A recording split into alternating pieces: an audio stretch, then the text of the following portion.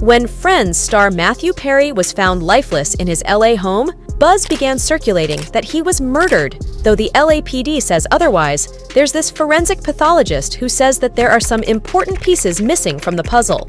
Who murdered Matthew Perry? Or could this be a case of suicide brought about by his decade-long battle with depression and substance abuse? I want people to understand that they're not alone, that there are other people feeling exactly the way they're feeling, that their behavior is not insane, that they have a disease, and it's not their fault. Let's get into it. Matthew Perry has the whole package: charm, wealth, fame, hanging out with famous friends, and a great sense of humor. But despite that, he felt insecure, conflicted, and lonely. He also dealt with a battle against depression and alcohol addiction for most of his life.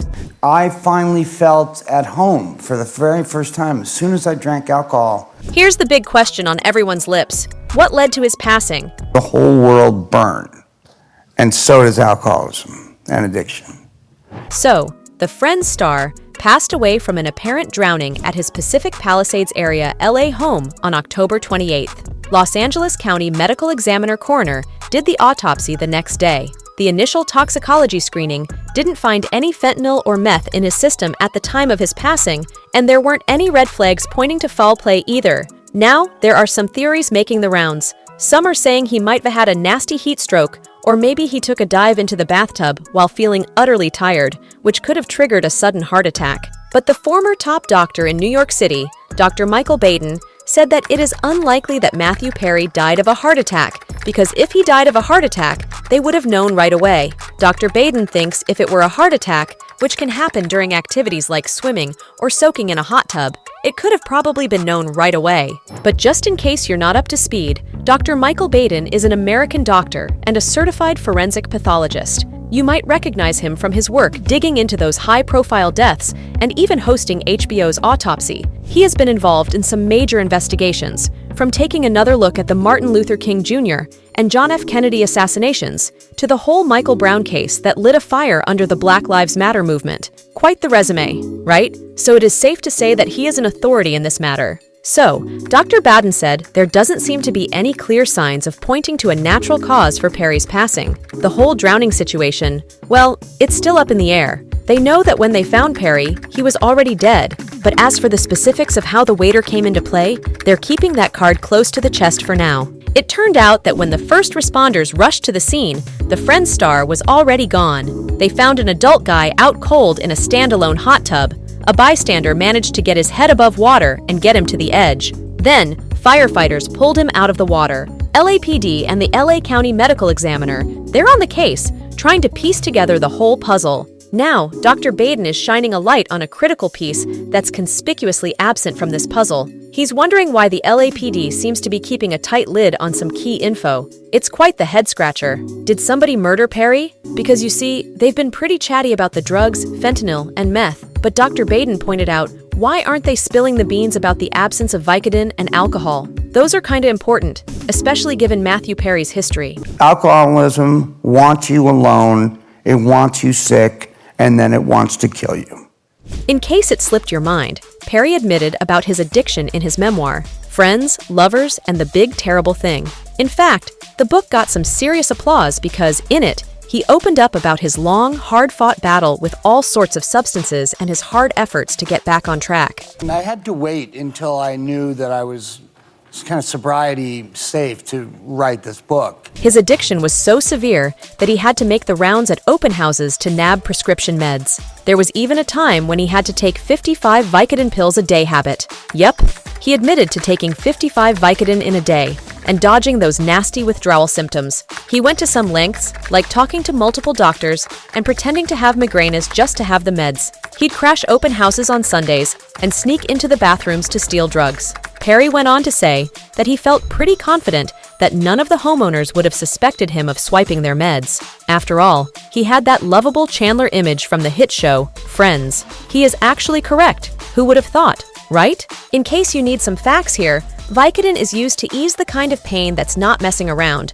from moderate to downright severe. What's in the mix? Well, it's got an opioid pain reliever called hydrocodone and a non-opioid one, acetaminophen. The deal with hydrocodone is that it goes to work in your noggin, making your body feel and react differently to the pain. That's how it does the trick.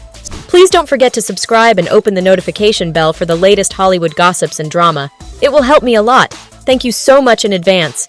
So, needless to say, Matthew was suffering from physical pain, aside from his unstable mental health, and he wanted out. In his memoir, which was released last year, Matthew Perry also told a harrowing tale from 2019. It was a near-death experience, no less, due to an overdose of opioids. He was rushed to the hospital and had to undergo emergency surgery.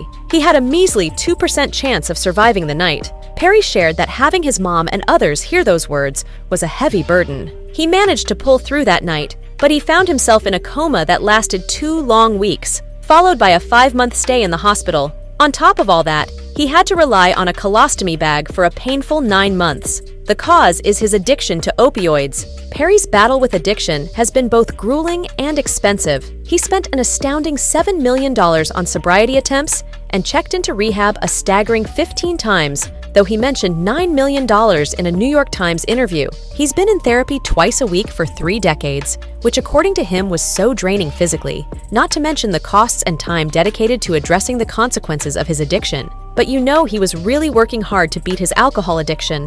I mean, he'd been trying for years to stay clean, but that addiction just kept creeping back in, and it ended up taking a toll on his mental health, leading to some serious depression. During his darkest days, he'd show up on set, pass out in his chair, wake up to shoot scenes stumble around, and just scream in the camera for 2 minutes. Matthew didn't want to be a burden on set. Not at all. He just wanted to succeed and do well. Unfortunately, his illness didn't quite go the way he had hoped. He even had to re-record his slurred lines for an entire movie. Perry went above and beyond, committing to a relentless press tour to make amends. Perry also faced a tough period when Friends wrapped up. He admitted that at the end of the show, he felt absolutely nothing. It was a confusing time for him, not being sure if it was due to the opioid buprenorphine he was taking or if he was just emotionally numb.